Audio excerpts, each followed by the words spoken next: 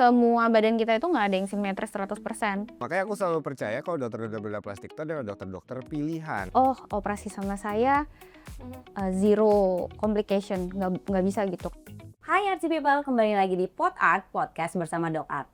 Aku Ana, dan juga hari ini aku ditemanin sama Dok Iyal. dan juga ada Dokinski. Ada Dok Kinski. Dia Hari ini ngebahas apa nih, Nak? untuk topik atau episode kali ini itu adalah tentang blefaroplasty, Dok. Jadi ini sangatlah menarik ya. Terus aku boleh nanya dulu nggak, Dok? Seperti biasa aku banyak bertanya. Sebelum Ana banyak nanya, kan kemarin kan kita ada bilang ya, ada mention di podcast pertama kalau Dokter Kinski, seorang spesialis bedah plastik, itu akan kemungkinan besar akan gabung sama Dok Art Clinic. Dan ya sekarang Dok Kinski sudah bergabung di Dok Art Clinic. Terima kasih. Oke, hari ini kita ngebahas blefaroplasty. Betul. Tuh. Jadi anak kayaknya udah banyak banget yang mau ditanya nih udah Dokter Kinski nih, karena kayaknya Aura juga pengen pengen blefaroplasty. Bener. Mungkin Artsy People juga pastinya udah penasaran juga apa sih blefaroplasty buat kalian yang belum tahu di rumah. Jadi sekarang kita bahas ya. Nah, Dok, blefaroplasty, kenapa banyak yang terlihat aneh setelahnya? Banyak yang terlihat aneh setelah. Pengen cantik kok aneh gitu loh, Dok. Iya.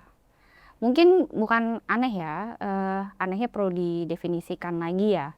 Anehnya seperti apa, tapi mungkin bisa jadi under surgery, jadi koreksinya belum tercapai secara optimal, atau malah terlalu berlebihan jadinya tampilan matanya jadi berubah, nggak seperti sebelumnya, atau tampilannya jadinya ya terlihat agak aneh, mungkin juga bekas lukanya jadi terlihat lebih kurang baik gitu. Betul sih, definisi aneh itu banyak ya, macam-macam.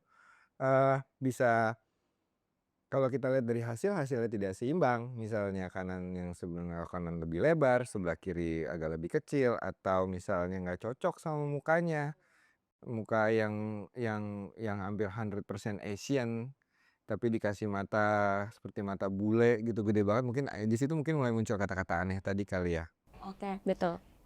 Tapi ini tuh salah satu operasi yang paling sering diremehkan, tapi paling sulit diperbaiki, atau sebenarnya emang Ana aja yang kayak belum begitu paham soal blefaroplasty ini? Enggak sih, karena semua operasi sama aja sebenarnya sifatnya. Dan blefaroplasty ini cukup diminati khususnya di Indonesia, karena kan tampilan mata orang Indonesia itu beda sama tampilan mata orang bule ya. Kalau tampilan mata orang bule itu Caucasian, ya itu kan lipatannya jelas, tegas, terus nggak puffy. Sedangkan kalau orang Indonesia kan puffy, terus juga kadang kan lipatannya nggak ada gitu. Puffy, gugup gitu, puffy bukan? Oh bukan. Bukan. Jadi itu tuh tadi ngebahas soal kelihatan aneh, tapi balik lagi berarti itu ke bentuk mata atau si bentuk wajah setiap orang ya? Yes, Jadi disesuaikan. disesuaikan lagi. Oke, ini kan Ana cuman kayak tahu blefaroplasty ini tergolong ya, itu sebagai eye surgery berarti. Betul. Nah, sebenarnya itu apa sih dia itu sebenarnya, Dok? Maksudnya tindakan apakah mengurangi apa, atau rata-rata tuh untuk di usia berapa, dan juga orang yang sudah memerlukannya itu tuh yang kayak gimana gitu? Apakah mungkin Ana sudah perlu ya tetap? Oke, jadi balik ke definisi dulu ya. Blefaroplasty itu terdiri dari dua suku kata, blefaron sama plasti. Jadi blefaron itu artinya kelopak mata. Blefaron Yes. sama plastik. Blefaron artinya kelopak mata, baik itu atas maupun bawah. Sedangkan plasti itu kan artinya membentuk, to mold. Jadi itu adalah suatu operasi untuk memperbaiki kelopak mata ataupun kelopak mata atas bawah.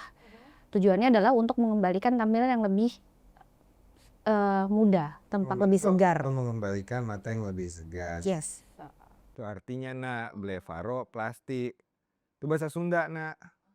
Blefaroplasty gitu. Kayaknya bukan deh, Bapak. Bukan, itu bahasa mana tuh, Dok? Bahasa Yunani ya kok. Yunani ya, plasty ya. Bahasa kedokteran lah ya, plasty. Ya. Tadi kan Ana sempat nanya tuh apa? Aku pengen, mumpung belum dalam nih kita. Aku kan soal tadi ada yang masalah yang salah satu operasi yang diremehkan. Itu tuh kalau kita ngobrol yang zaman sekarang ya, kayak semua tuh bisa melakukan tindakan operasi mata dengan macam-macam Dok, namanya kan kita sesama dokter kita tahu yang berkembang saat ini ada yang bilangnya eye fat removal, padahal nama aslinya lower blepharoplasty. Ada juga yang atas mata tuh aku lupa namanya apa sih, biasanya juga dipleset-plesetkan. Jadi Double eyelid. double eyelid padahal kita sebagai dokter bedah, kita tahu double eyelid itu adalah pasien tidak punya eyelid, tapi kita bikinkan biar ada 2 garisan eyelid tadi. Oke, tapi mereka menamakan double eyelid itu untuk memperbaiki atas mata atau dengan istilah-istilah lain. Jadi akhirnya para dokter-dokter non bedah plastik, yang bukan dokter bedah plastik, yang kalau kita di Indonesia bilangnya yang tidak berkompeten ya untuk melakukan tindakan seperti itu, akhirnya mereka jadi terkesan seperti meremehkan ya jadinya. Betul nggak Dok ya? Iya, jadi ya nggak, ya mungkin nggak sesuai sama kaidah yang seharusnya dilakukan. Karena kan kita tahu kalau di bedahan itu harus nggak boleh terlalu berlebihan. Karena mungkin kalau misal bukan dari bedah plastik yang mengerjakan, mungkin lemaknya dibuang terlalu berlebihan, nanti kan tampilan setelahnya kan akan lebih jelek. Jadi kayak matanya lebih kayak cowong atau kosong gitu. Oke, ya berarti itu ibaratnya kalau misalnya kayak di Ana nih Dok, ya kan tetap ya Asi People ya kan, mumpung lagi ada Konsul. para dokter ini konsul ya, kapan lagi. Kalau misalnya kayak Ana ini di usia yang udah 30 ke atas, berarti jatuhnya bisa bleparo ya? Balik lagi kalau nggak tergantung usia sebenarnya. Oke. Karena tergantung problemnya apa. Kalau memang di usia 35 tahun tapi problemnya sudah ada, misalnya kulit di mata itu sudah turun jadi mengganggu penglihatan. Nah, itu sudah bisa kita lakukan koreksi. Itu kalau yang sudah sangat aging sekali ya kalau mengganggu. Biasanya sudut matanya ini sudah benar-benar hampir setengah matanya nutup. Kenapa? Mungkin pengen artsy people pengen tahu kenapa sih sudut mata kita ini akhirnya lama-lama turun gitu loh. Kenapa itu Dok? Ya kayak gitu. Karena gravitasi ya, efek penuaan. Jadi kan kita ada gaya gravitasi, jadi itu juga makin berat. Terus kan juga kalau Asia itu lemak yang di sekitar mata tuh jauh lebih banyak dibanding pasien-pasien Kaukasia. Jadi itu yang juga menambah beban di area mata, itu pendorongan dari dalam, terus ada efek gravitasi kulitnya juga semakin turun.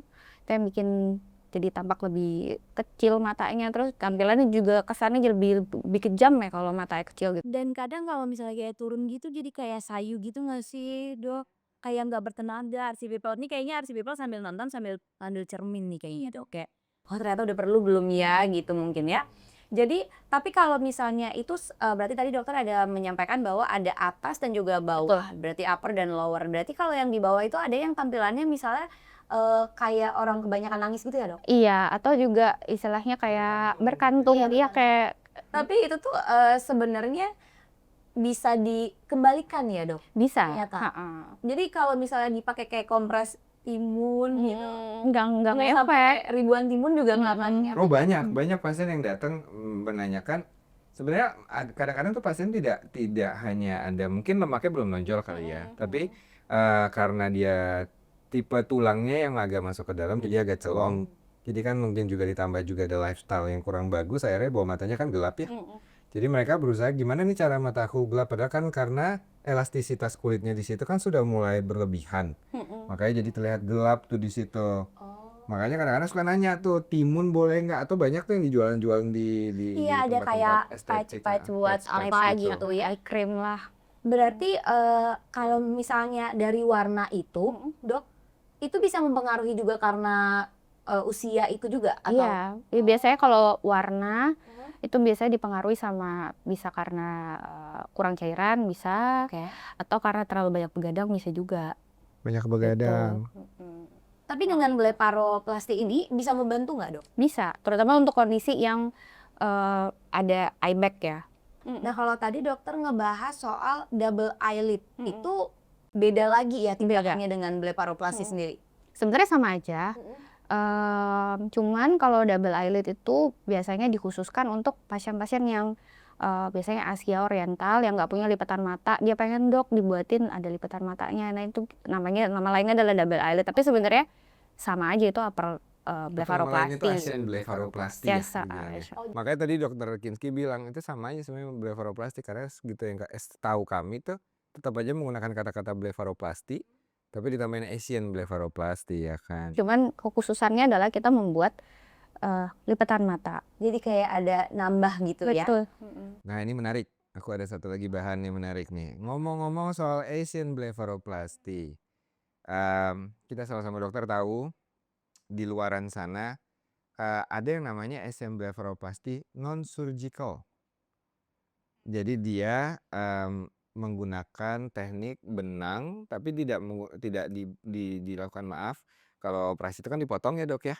Kalau ini kan dia memasukkan benangnya nanti ditarik baru ada bentuk kelopak. Cuman memang problemnya memang itu tidak permanen. Biasanya bertahan cuma setahun 2 tahun itu apakah emang bisa dikategorikan sebagai Asian blefaroplasti atau double eyelid itu?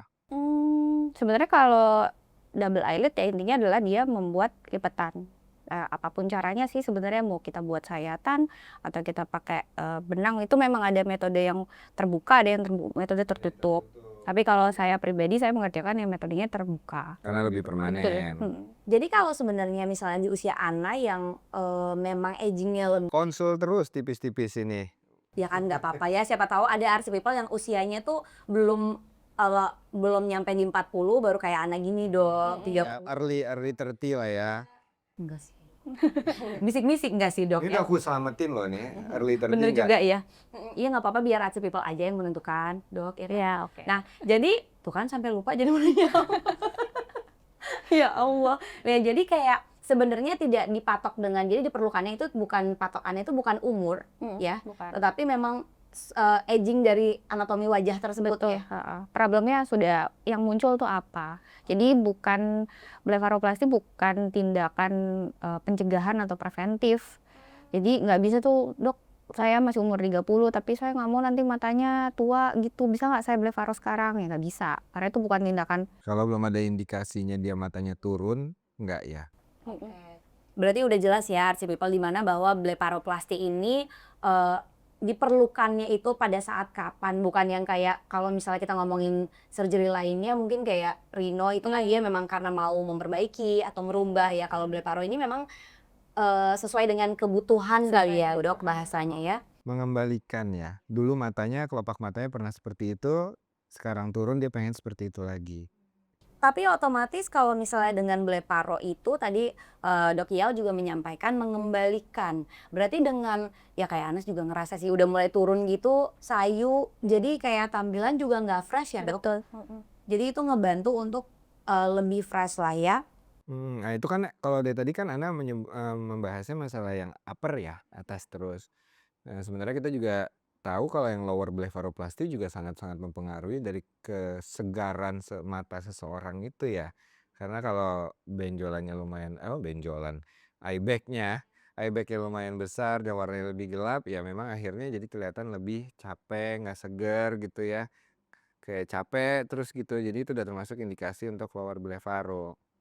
Sayu terus. Sayu, Kalau untuk tindakannya sendiri itu biasanya kan kalau misalnya sendiri pasti RC people juga pasti berpikir dulu menimbang-nimbang dulu ya. Terus kalau misalnya persiapannya dok, mau kalau misalnya ada yang mau nih tindakan nih, persiapannya. saya spill. Betul. Persiapannya standar sama kayak bedah plastik, tindakan bedah plastik lainnya. Dimana persiapannya ini kan tujuannya adalah untuk supaya selama prosedur lancar sama setelah prosedur tindakan proses penyembuhan atau healingnya itu berlangsung dengan baik ya. Itu yang kita harapin supaya jadi kita persiapannya memang harus matang. Yang pertama hindari rokok sama alkohol kurang lebih 2 minggu.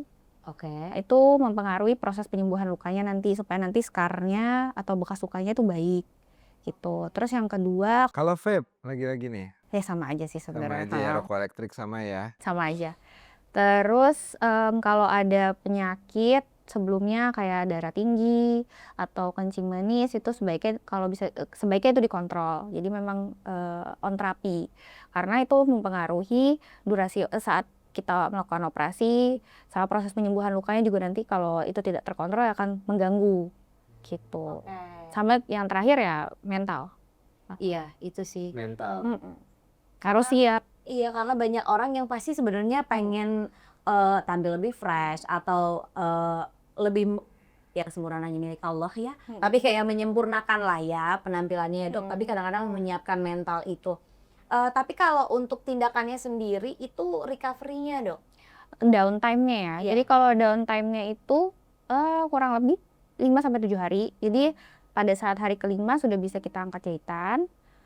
Kemudian hari ke-7 itu bengkak sama kebiruan bekas operasi itu udah mulai memudar gitu.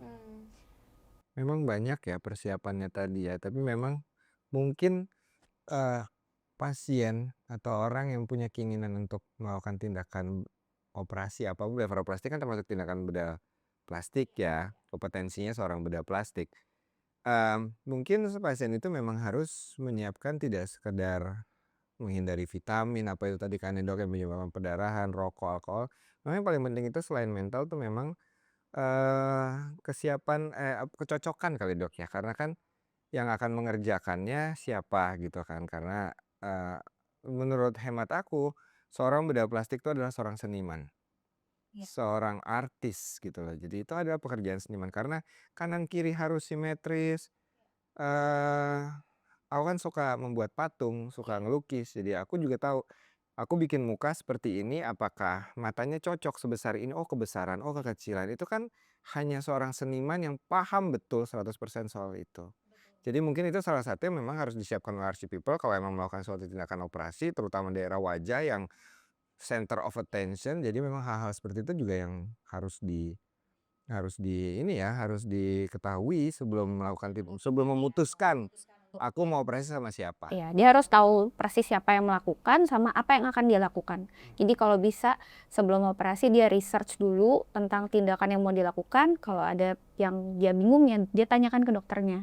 Gitu. Jadi biar si pasien dan juga dokter ini juga punya klik lah ya Betul. ibaratnya RC People ya, kalau bahasa kita mah klik ya. Jadi kayak ada rasa kayak percaya memang yang menggambar ibaratnya kan membentuk itu adalah orang yang memang dia percaya, itu penting ya. Nah, kalau misalnya ngebahas soal blefaroplasti ini akan ada kemungkinan kurang berhasil nggak? Gagal lah gitu Gitu, loh. Apa sih paling sering gagalnya gitu? Komplikasi mungkin ya maksudnya ya. Jadi komplikasi tindakan bedah lah ya itu ada komplikasi yang langsung bisa kita lihat sama komplikasi yang lanjut beberapa minggu setelah baru terlihat. Jadi kalau yang langsung itu misalnya iritasi mata, terutama terutama itu kan kita manipulasi area mata ya, dekat mata bukan di mata maksudnya. Kalau pasien-pasien yang sering pakai kontak lens atau memang yang punya riwayat matanya sering iritasi, itu pasti akan pos operasinya akan lebih cenderung untuk mengalami matanya merah, berair. Nah itu tapi kita bisa, kalau itu dikomunikasikan saat konsultasi ke dokternya atau dokternya juga nanya, nanti kita bisa tanggulangi setelah operasi kita kasih obat tetes mata. Tapi itu hal yang wajar terjadi. Hal yang wajar. Asal dikasih tahu sebelumnya. Betul. Nyeri pasti. Terus bengkak itu yang paling sering, tapi itu normal lah. Terus hematom atau kebiruan sekitar operasi tuh normal. Kayak lebam gitu. Lebam. Terus kalau lanjut ya bisa kelihatan tuh skarnya atau bekas lukanya baru kelihatan nanti sekitar 2 minggu Oke. setelahnya. Terus under surgery ya, jadi itu belum optimal. Jadi misalnya kita sudah operasi tapi hasilnya masih belum optimal, itu namanya under surgery. Jadi misalnya oh matanya masih kurang kebuka atau kanan kirinya masih kurang simetris gitu. Nggak simetris itu yang paling sering terjadi ya. Nggak simetris. Kalau ketidak simetrisan itu karena apa tuh Dok biasanya? Biasanya itu balik lagi ke dokternya sih, ke yang kita yang mengerjakan ya. Seberapa seniman dokternya itu? Nah jawabannya udah paling simple. Tapi kan kalau misalnya yang Ana tahu ya kayak misalnya alis itu sebenarnya dia tidak sama atau kembar ya, Iya, tapi kakak beradik. Nah, mata tuh gitu nggak sih Dok? Sama. Semua badan kita itu nggak ada yang simetris 100%. Ya ada mungkin berapa persen orang di dunia ini yang simetris ya, tapi mayoritas tuh pasti kanan kirinya beda. Mata kanan atau mata kiri akan lebih kecil. Selalu seperti itu. Nah tujuan ini menyamakan kanan kiri biar sama atau tetap mengikuti ciptaan Allah tadi, ciptaan Tuhan tadi yang kanan misalnya sebelum operasi itu lebih besar, yang kiri lebih kecil. hasil akhir setelah dilakukan tindakan, kanan tetap kita bikin lebih besar atau seperti itu atau gimana? Bisa dua, bisa kita samakan atau kita tanyakan lagi ke pasien, pasien maunya apa? Mau disamakan atau mau dikembalikan aja kayak yang 10 tahun yang lalu tapi dengan memang dia ada yang nggak sama gitu. Kayaknya rata-rata pasien pengennya Pengennya disamakan. disamain sih biasanya pasti.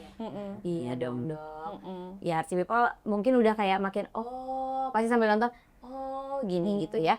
Jadi emang ternyata mata itu tidak kembar ya. Maksudnya kembar pun nggak yang tuk sama gitu. Dia kakak beradik. Jadi memang disitulah kembali lagi kayak tadi dok Il menyampaikan, emang tergantung senimannya sih. Jadi kayak dokter itu kalau di bedah plastik ya, itu benar-benar seperti seniman karena kayak membentuk atau mengembalikan lagi gitu ya dok ya. Ya aku selalu percaya kalau seorang dokter, karena aku juga seorang dokter dan aku juga seorang seniman, bukan seorang dokter yang melakukan hal seni, tapi emang aku seorang seniman yang juga seorang dokter.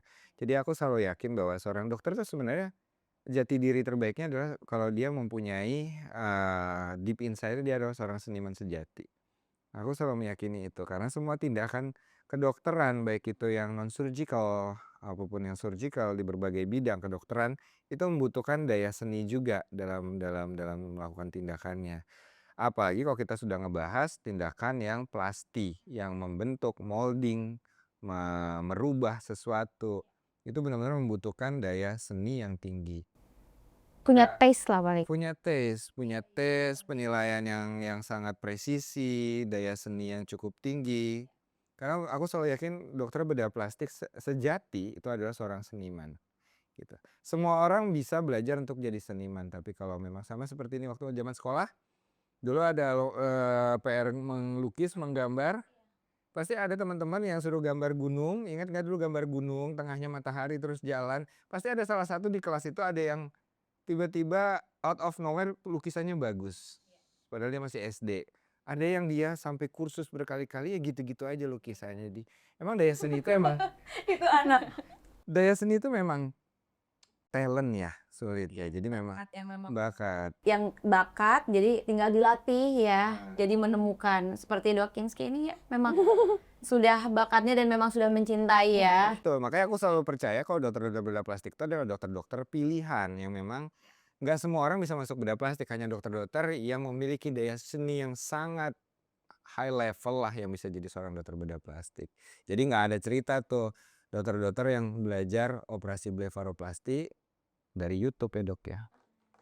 Jangan ya. Jadi RC People jangan sampai punten banget nih ke dokter yang kayak belajarnya dari YouTube mah. Dari YouTube ada. Aku nggak ngomong bedah plastik tapi banyak banyak nggak bilang oknum ya atau apa banyak pelaku-pelaku yang lain yang belajar itu otodidak tapi pengennya secara instan dan ekspres karena tadi sesuai dengan judul kita sering kali diremehkan. Padahal tidak sesimpel itu suatu tindakan operasi. Karena ini bukan perkara kita tutorial makeup ya, Cidikon. Jadi nggak bisa ditontonnya dari YouTube and then dipraktekkan ke orang ya. Gitu. Jadi memang Oke, YouTube udah lumayan parah. Aku agak berapi-api ya kali ini ya. Soalnya nih bidang kami seorang dokter. Ada yang memang belajarnya dari YouTube. Itu udah paling parah lah ya untuk seukuran seorang dokter itu aku rasa perlu dipertanyakan. Gitu ya, masa belajar dari YouTube kemudian langsung dia mengaplikasikan. Tapi ada lagi yang Non dokter. tetap dokter, tapi dia melakukan tindakan, tapi dia ikut pelatihan-pelatihan sekali, 2 kali, 3 kali, mungkin nonton, terus diasistenin gitu. Kemudian siap terjun ke lapangan untuk melakukan tindakan ke orang. Aku rasa itu juga kurang etis. upsi. Apalagi kalau basicnya bukan seorang surgeon ya, kurang etis. Karena setahu aku kalau seorang dokter bedah plastik tuh ditempanya bertahun-tahun untuk membentuk mental, bukan mental dokternya dulu, mental tangannya ya dok ya, mental tangannya. Kemudian juga mereka juga harus melewati yang setauku juga sebelum akhirnya terjun melakukan tindakan sendiri, mereka harus melewati beberapa kasus dulu. Dan itu juga disupervisi, nggak langsung mereka mengerjakan sendiri. Kalau mereka sudah lulus, langsung boleh melakukan tindakan. Jadi ya memang aku sesuai judul tadi memang kadang-kadang tidak hanya blefaroplasti, tindakan-tindakan operasi yang simpel menurut orang simpel, padahal itu seringkali diremehkan sih ya. Iya, jadi kadang-kadang kan soalnya memang, perlunya edukasi ya, karena banyak sekali mungkin, aku tidak men-judge, ada beberapa pasti kan, jenis ya, perkumpulan atau komunitas atau mungkin teman-teman Artsy People juga ada yang setuju sama aku, karena jangan semata-mata harga kali ya, Dok, ya. Karena memang dilihat dulu kualitasnya seberapa, karena kan belakangan ini aku ngelihat pun rame ya hal-hal serupa seperti itu, di mana kayak, wah kok kayaknya ini operasi plastik atau plastik surgery harganya miring lah ya ibaratnya, tapi itu mesti dipertanyakan dulu Artsy People. Jadi yang pasti kayak siapkan mental, terus pastikan juga untuk konsul dan memilih dokter yang tepat, ya kan, yang membuat nyaman juga, yang membuat pasien itu bisa kayak mengerti yang dia mau lakukan tindakan tersebut itu untuk apa sih sebetulnya, terus proses recovery-nya atau apa tadi Dok, downtime ya. Downtime-nya. Nah, balik lagi kalau ke beberapa tadi dokter juga udah menyampaikan soal, yang kurang berhasilnya lah. Ada juga yang biasanya tadi bermasalah dengan iritasi mata, terus juga mungkin masalah simetrisnya ya. Terus, kalau ada, Anda sempat lihat juga, kalau ada yang hasilnya misalnya kayak kelopak matanya itu jadi nggak sempurna nutupnya, atau misalnya, mata jadi tadi dokter juga udah sempat sampaikan mata terlihat jadi lebih galak, itu karena kebanyakan Iya, Atas sama bawah bisa terjadi ya iya itu bisa, kalau tekniknya salah, pengukurannya nggak tepat, bisa jadi terlalu banyak jaringan yang dibuang, itu bisa bisa aja muncul komplikasi. Jadi kalau dia tidur bisa matanya Matanya kebuka. kebuka, yes, Gawat ya. Oke. Nah, pasti kan nggak nyaman, Iya. kena udara terus-menerus kan mata nggak enak, perih, Jadi berair. bisa juga nimbulin iritasinya. Betul. bawah juga bisa berlaku gitu ya. Jadi begini nih nanti matanya, begini terus. Serem banget ya. Iya, serem banget. Kalau misalnya yang terlihat galak juga gitu ya, Dok? Iya, Jadi terlalu kayak terlalu naik gitu. Ya tapi kan sekarang ada yang minta dibikin galak. Ya itu tergantung pasiennya sih. Cuman sebaiknya ya jangan. Kita sebagai dokter kita tahu mana yang oh ini sebaiknya kita tahu jadi kita bisa mengarahkan pasien sebaiknya seperti ini gitu. jadi balik lagi ya, Dok, kalau di pembahasan kita ini Dok Kinski itu menyatakan bahwa menyampaikan, atau membuat lah ya sesuai dengan kemauan pasien, tapi diedukasi juga kalau memang misalnya kayak nggak cocok sama bentuk wajahnya gitu lah. Jadi nggak yang kayak muluk-muluk oke dikerjain sesuai yang dengan kadang-kadang kan kita pasien tuh suka kayak gitu ya maksudnya atau customer deh kadang-kadang ada yang kayak, "Saya mau kayak gini Dok," gitu ternyata pas udah jadi, "Ih kok nggak cocok," gitu kan. Pasti ada yang kayak gitu kan Artsy People. Jadi makanya coba didengerin dulu ya kalau misalnya konsul dengan dokternya karena pasti kalau kalian udah milih dokter yang tepat itu pasti memberi, arahan ya betul Dok. Jadi kayak Masukan kali ya? iya masukan treatment-nya itu lebih tepat kali ya Dok. Oke. Mungkin dari Dokter Kinski mungkin ada yang mau ditambahin soal apa sih yang harus mulai dari apa yang harus disiapkan sebelum operasi atau memang apa yang harus dilakukan jika terjadi komplikasi gitu. Itu sih yang paling sering mungkin ya, mungkin pasien kan mungkin ada beberapa yang nonton atau sudah pernah punya pengalaman, "Dulu aku pernah operasi di sini dan terjadi komplikasi, mata aku nggak bisa nutup sempurna atau mata aku selalu perih terus." Mungkin dokter bisa ngasih Jadi kalau persiapan, ya balik lagi untuk menangani komplikasinya kan kita harus mulai dari persiapan yang baik. Tadi persiapan yang baik udah aku jabarin. Terus kalau memang setelah operasi ada komplikasi yang tidak diinginkan, misalnya matanya kering tadi bisa dikomunikasikan. Jadi kita bisa, intinya adalah semua yang dirasakan itu yang penting bisa dikomunikasikan ke dokternya. Terus dokternya tinggal menyelesaikan komplikasinya apa. Misalnya salah satunya, misalnya mata tadi terlalu terbuka gini, itu nanti ada tindakan pembedahan lebih lanjut untuk memperbaiki matanya gitu. Jadi masih ada solusinya Artsy People. Jadi kalau misalnya, ternyata ya kan pasti aku sih soalnya ada beberapa juga lingkungan aku yang kayak misalnya udah melakukan satu tindakan operasi ya mungkin nggak bedah paru aja, tapi sebenarnya semua tindakan operasi itu bisa direvisi ya berarti, Mbak? Bisa. Kalau misal memang dirasa masih kurang, dikomunikasikan nanti kita lihat, kita perbaiki apa yang bisa kita perbaiki gitu. Oh, oke. Tuh Artsy People ya. Jadi pilih dokter yang tepat dan juga pasti konsultasi dulu kali ya, Dok, karena itu paling penting. dan berkompeten. Berkompeten. Karena yang berkompeten saja belum tentu tidak menimbulkan komplikasi, apalagi yang tidak berkompeten. Ya kan, itu aja, simpelnya seperti itu. Yang berkompeten saja tetap beresiko akan menimbulkan komplikasi karena tetap ada yang namanya human error. Oke. Tetap kita jangan lupa tetap ada yang namanya human error kan, betul Dok? Apalagi yang sudah tidak kompeten, seperti orang-orang tadi yang belajar dari YouTube. Itu sedih banget ya Artsy People, maksudnya menurut aku ini hal yang nggak main-main karena balik lagi kan tadi dokter menyampaikan bahwa itu balik kesiapan mental. Tapi kalau sampai memilihnya lah ya ke yang belajar dari YouTube atau tidak kompeten kan agak deg-degan nggak tuh Artsy People? Jadi jangan sampai memilih dokter dan juga tempat yang salah ya guys. Kita juga dokter nggak bisa tuh mengklaim, oh operasi sama saya zero complication, nggak bisa gitu. Karena kalau ada dokter yang bilang saya komplikasinya 0, berarti either itu pasien dokternya baru atau enggak dokternya baru itu bohong, dokternya bohong atau enggak dokternya baru mengerjakan pasiennya sedikit gitu. Dokter bohong, kamu bohong. Apa tuh maksudnya dokter bohong Dok? Coba lebih dijelaskan. Biasanya yang nonton tuh lebih senang denger yang kayak gini kan? Kenapa tuh Dok? Iya kalau nggak, ya pilihannya cuma 2 kalau dia bilang nggak ada komplikasi. Ya kalau dia nggak jujur atau enggak yang kedua dia baru mengerjakan sedikit. Oh, I see. Ini dokter ya? Iya. Dok, aku mau operasi Dok. Gitu. Anak yang nanya coba. Mana dong yang nanya? Bingung kalau anak pura-pura jadi dokter ya. Oke, Artsy People. coba. Iya, iya jadi dok, saya mau operasi nih kebetulan. Terus ada kemungkinan gagal nggak? Tenang, nggak ada. Semuanya bagus kok hasilnya, nggak ada kok. Itu operasi gampang, nggak ada komplikasi, bisa langsung kerja dan sebagainya. Tenang aja. Saya bagus tangannya. Nggak ada ya? Gitu, dokter Nggak bohong ada, seperti itu. iya. Kalau Iya, dia nggak boleh sepede itu seorang Nggak dokter ya, Dok? boleh. Gitu. Itu bisa di-cut nanti dibikin jadi dokter yang sombong gitu ya. Itu bisa. Ya, memang kita sangat gemas ya, tapi ya memang hal-hal seperti itu akan selalu terjadi, tapi itu kan di negara Konoha, tidak di Indonesia. Itu kalau di Indonesia semuanya dikerjakan oleh seorang bedah plastik yang berkompeten semuanya. Tinggal para Artsy People yang memang melakukan tindakan tinggal memilih nyamannya hati pengen dengan siapa. Biasanya sih paling nyaman sih dengan Dok Art, dengan Dokter Kinski biasanya ya paling nyamannya. Ya, jadi makanya buat kalian kalau misalnya yang udah nonton atau wajib nonton ya tiap episode kita karena pastinya akan bermanfaat.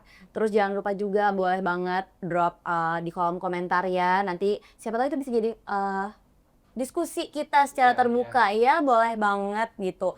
Jadi memang tadi pembahasan soal banyak yang meremehkan. Sebenarnya kalau membahas soal plastik surgery itu semuanya tidak remeh ya, maksudnya nggak bisa diremehin ya dok ya, kembali lagi ya. Ya semua pembedahan lah nggak ada yang diremehkan. Iya. Tidak ada yang diremehkan, sampai garuk-garuk kepala tuh Dokter Kinski itu. Nggak ada yang diremehkan.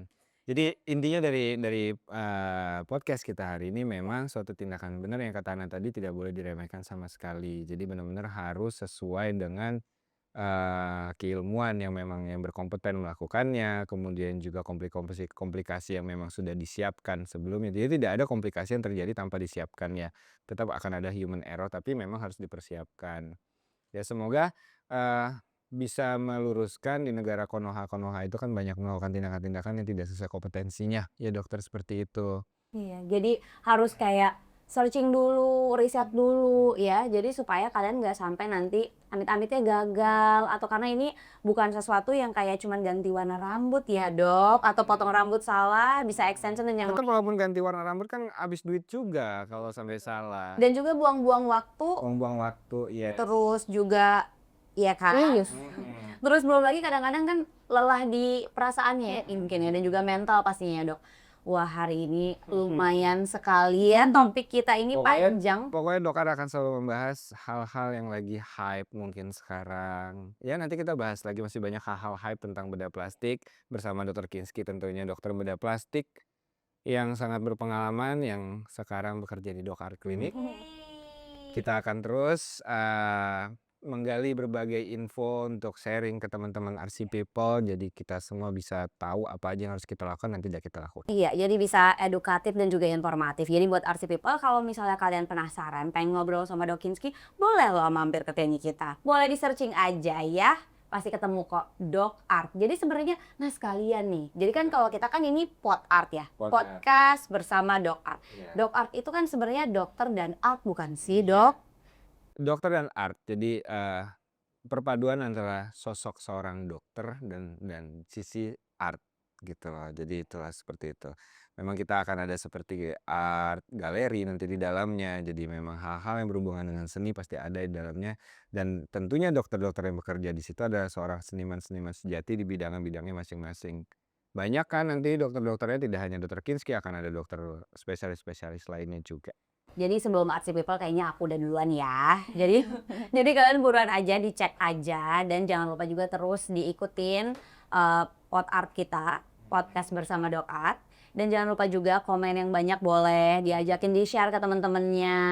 Terus di-subscribe juga ya. By the way terima kasih loh dokter-dokterku hari ini atas sharingnya, berbagi informasi. Semoga bisa bermanfaat juga buat Artsy People di rumah. Jadi yang mau tindakan bleparo, bentar-bentar bleparo apa ya? Dia termasuk eye surgery.